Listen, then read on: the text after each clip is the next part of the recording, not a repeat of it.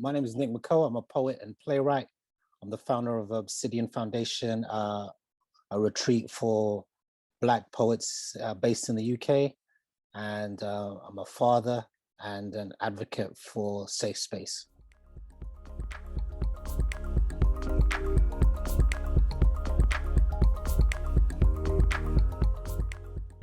So lockdown's a strange one. I've learned, well, things I knew in my mind have become clear.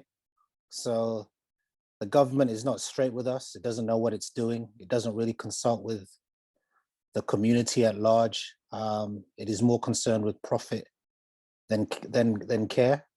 That was concerning. What else? What people are seeing in America is what's happening in the UK, and probably not just the UK. It could be Japan, could be India. How the Black body is treated with little regard, and the fact that people were concerned about George Floyd is only because their lives were stopped.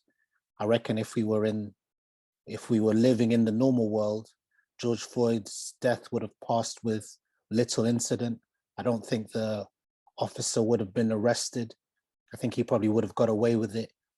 But the stopping of the world actually got people to engage with their humanity, which I don't think they do when the world is working the way it used to.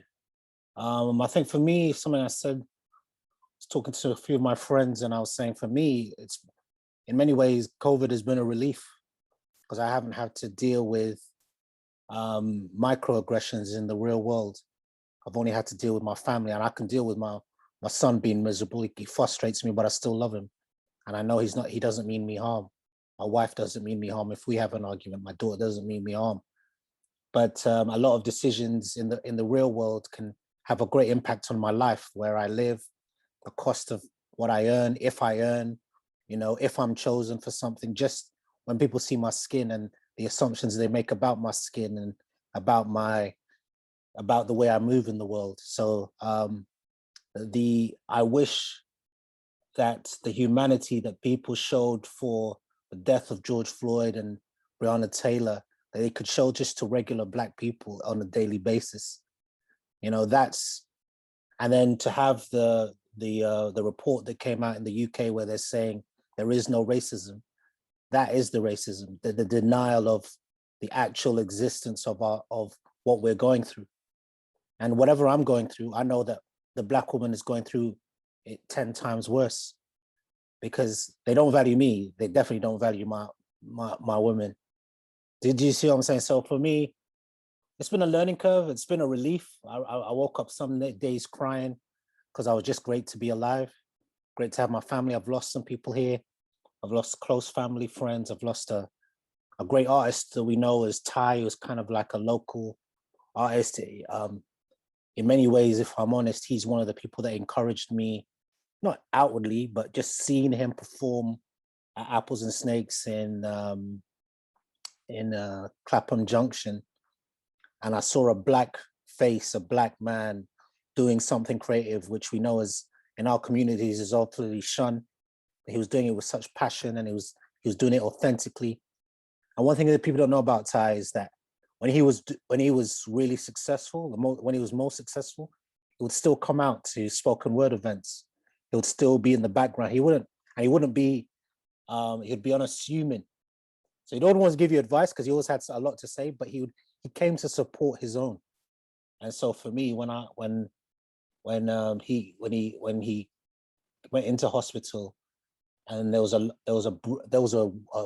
groundswell of support for him, and people were triumphant. They thought he had come out and was recovering. It kind of broke our backs when he died. So it's been bittersweet, if I'm honest, on that sense. It's been a relief on another sense.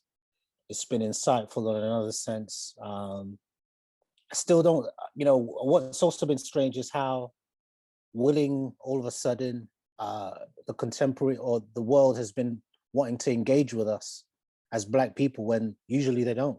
Usually they're not even interested in our vote, our opinion, but all of a sudden, come on, Black people, take the vaccine. Come on, Black people, engage. And I was like, well, why why did it have to be a world crisis for us to be considered? And that that to me is the concern. And if whether you're a neutral, whether you whatever, if you can't see that that is why Black people are, what is the word, suspicious, you know, then I can't do anything for your naivete. So, you know what I mean? So.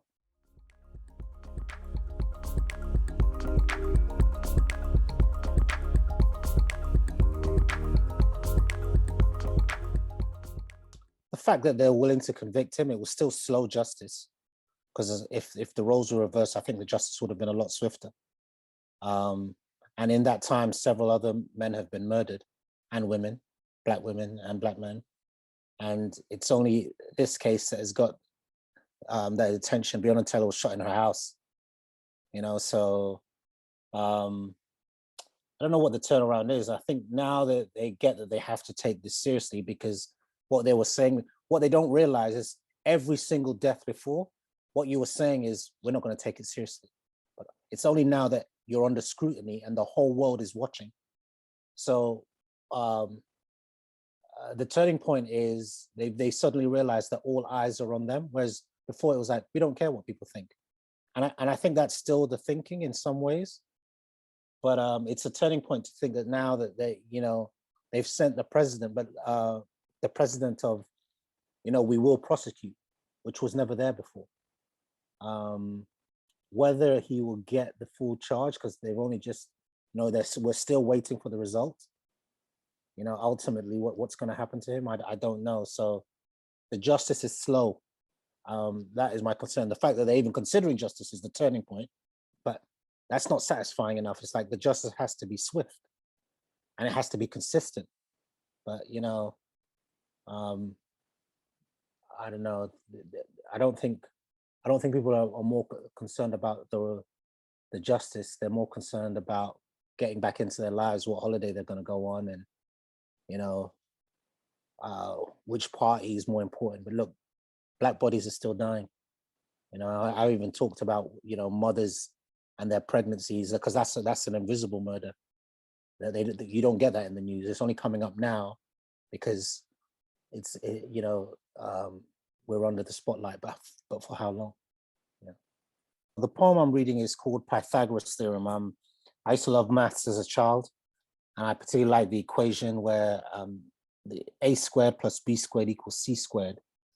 And in this poem, ultimately, what I'm looking at is, what is the quality of human life? One thing I noticed is when my life was crumbling, a lot of times in my life, I'd go to the basketball court. I'd be aware, a place where it'd be a safe space, a camaraderie of other basketball players, usually Black men, and there was laughter, joy. And so this is kind of, through that kind of lens, a man realizing what is the quality of life. And it's split into 3 parts, which are the equation. So a squared, b squared, and c squared. Pythagoras theorem. A squared plus b squared equals c squared. A squared.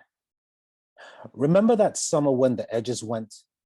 The whole night became concentrated darkness, a neon moon against a pitch of sky. Not enough light for the backboard, bills not paid. We were up by 2 in the 3rd game of a best of 7. B squared. Their point guard calling illegal picks as we double teamed, breathing like dogs on a leash. I was staying in the spare room of your house, living below the line like denominators, until I learned algebra from the word al-Jabbar, the reunion of broken parts. Your nephew, the 3rd man, floated by, a silver shadow, and drained a 3 crunch through the chains. C squared. His motto: those who lack courage will always find a philosophy to justify it. It is a state of being unrestricted. My wife's fortnightly child support checks last 3 weeks. All numbers are divisible by 1. The act of being divided. Isn't the God of the Hebrews also the God of Islam? We are at right angles, the sum of each other. And then there is 0, that empty place where heat and light are meaningless. My experience of COVID-19 matters.